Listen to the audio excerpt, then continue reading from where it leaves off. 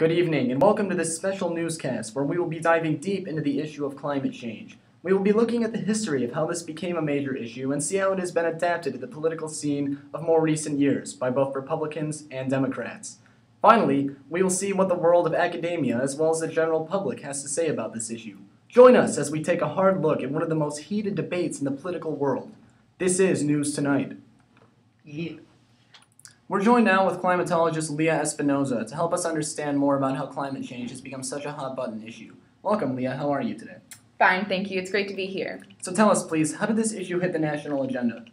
Well, Tyler, climate change received national attention through a series of scientific studies in the 1970s. These studies revealed what we now know about the greenhouse effect and the role of ozone and other gases that affect the temperature of the planet. However, the election of Reagan in 1981 brought a backlash against the environmental movement. In 1988, the Intergovernmental Panel on Climate Change, the IPCC, was established. Their report of 2001 stated that global warming is very likely and could possibly have dire consequences. Very interesting. And how has this issue changed over time? That's a great question. At the dawn of the 20th century, the world had about 1.6 billion people. Now the world has upwards of 6 billion and rising. At that time, things such as automobiles were nearly as common, but with standard of living rising around the world, this serves to worsen the climate change. The U.S. Global Change Research Program has stated, and I quote, "Both mitigation and adoption decisions are becoming increasingly necessary. Advancing our knowledge in the many aspects of science that affect the climate system has already been contributing greatly to decision-making on climate change issues. Further advances in climate science, including better understanding and projections regarding rainfall, storm tracks, storm intensity, heat waves, and sea level rise will improve decision-making capabilities." Things such as the Clean Air Act and the amendments that followed in 1977 and 1990 serve to face this issue head-on, but more may still need to be done. The Clean Air Act was a federal policy, but is anything being done on the state level in response to this issue? We've seen in the past that states can be quicker to act on these issues than the national government itself. While the policies from Washington trickle out, we have also seen things such as the RGGI, or Regional Greenhouse Gas Initiative, where 10 Northeast and Mid-Atlantic states took matters into their own hands. We have to remember, though, that not every state is the same. Just because this act was launched in collaboration, that doesn't mean that this will always be the situation. Many states will have to look at their own situations and decide what's best for themselves. Thus, in the case of California, who have recently implemented a program for the 2013 that will combat greenhouse gases. Okay, one more thing before I let you go. We've seen this issue brought before the court system in America. What were the results of these cases? Well, recently, in 2011, we saw the U.S. Supreme Court hear the case of American Electric Power versus Connecticut. This case looked at whether or not the climate change policy could be designed and managed by the federal courts. It was ruled that unless the EPA messes up, it will see to the climate issues and not the court system itself. Okay, thank you very much for taking the time to sit down and inform us about climate change in America. My pleasure. We'll take a break and we'll be back with a special miniature debate between members of both the Republican and Democratic parties on this issue. Don't go anywhere. Welcome back.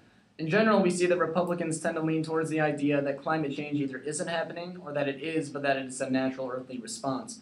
Democrats, on the other hand, tend to believe that climate change is a problem and that humans are causing it. We are joined now by an official from both the Democratic and Republican parties to go deeper into how both parties feel about this issue. I'd like to welcome Ryan Bunkowski, a representative of the Republican Party, and Jake Rigskers, a representative of the Democrat Party. How are both of you? Good, great. We'll start with Mr. Rigskers. You have plenty of support from various groups in this field. Can you tell me a little about them? Well, there's one called Climate Justice. This is an organization that keeps companies in check about how they deal with their environmentally hazardous materials. There's also one called Friends of the Earth, which is a better-known interest group that files suits in an attempt to force action on climate change mitigation. Many others exist as well, and we have a pretty good backing from these groups who would like to see something done for this. It's too late to address this issue. I see. Mr. Bunkowski, you have backing as well. Where does your backing come from? Well, our main backers are businesses who feel they are well within their rights as competitive institutions in a capitalistic market to do what they need to do to get ahead. We aren't trying to say we don't care about the environment, we do, but the problem is there isn't enough research to prove something is happening. If we tell our US-based companies that they have to pay millions of dollars to make changes we aren't even sure will do a lick of good, they are going to be at a competitive disadvantage with the rest of the world. Until we see concrete evidence, we're not going to force unneeded changes. We'll stick with you for a second. Your party hasn't always exactly felt this way about this issue. When did this paradigm shift in the Republican Party begin? Well, this issue was relatively nonpartisan up until the election of Ronald Reagan. He brought the philosophy that environmental legislation is a burden to the economy. Although there are some now in the Republican Party who favor an environmentalist approach, the majority share similar ideologies with Ronald Reagan. Okay, we move now to Mr. Ricksters. Your party's stance on the environment has stayed pretty consistent. In recent years, the media, and specifically Al Gore with his movie, have had a big role in this for your party. Your thoughts? Well, we think that this media attention is a direct reflection of public opinion, and people know that the environment is a very important issue, and we can't ignore what is happening. If we don't deal with this issue now, our children, they'll figure it out, and by then it might be too late. As you mentioned, take a look at Al Gore's movie, An Inconvenient Truth. This movie does an excellent job of highlighting problems we face in the future. We do not take action now.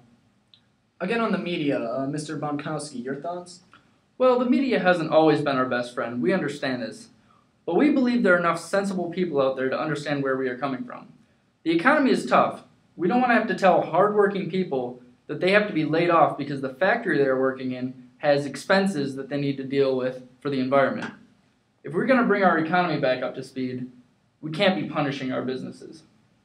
Thank you both for taking the time to come and talk about both your parties and how they see this issue. Thanks. Thank you. We have heard from those linked to two major parties about this issue, about how they think how the... Are you kidding me? Dude. We'll get it next time Wait. for sure. Do you think we could just like cut it there and then just just do like a The outro? Oh, Yeah, okay. Exactly. Okay. Like that could work, couldn't it? So we could do thank you and then cut it. And then we'll just kind of have it like zoom, like I don't know, like closer to me or whatever. And it's you again. Yeah. The introduction. Okay. Okay.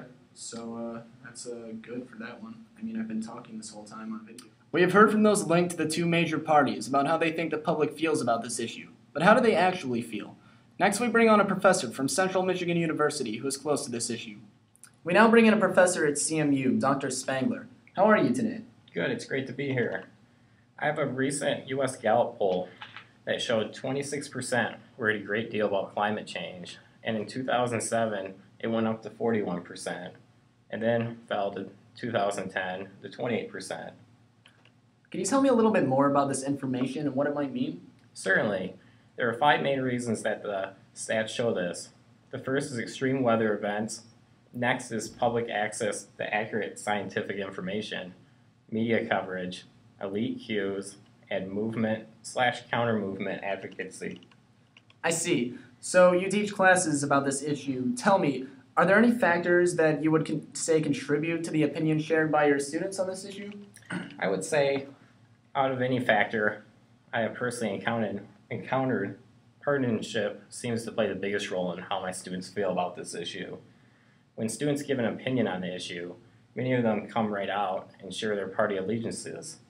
As you might expect, those who support the Republican Party tend to be more skeptical about climate change, whereas Democrats tend to be more in favor of it. I believe that many polls around the country seem to echo these findings. One last thing. Does how this issue is framed affect public opinion? I'm no political science professor, but I would certainly say that this would be the case with this issue as well as any other issue. When a prominent figure tries to talk about an issue in a certain way, this tends to resonate with people. We saw this with Mr. Frank Luntz, a public relations professor in Australia.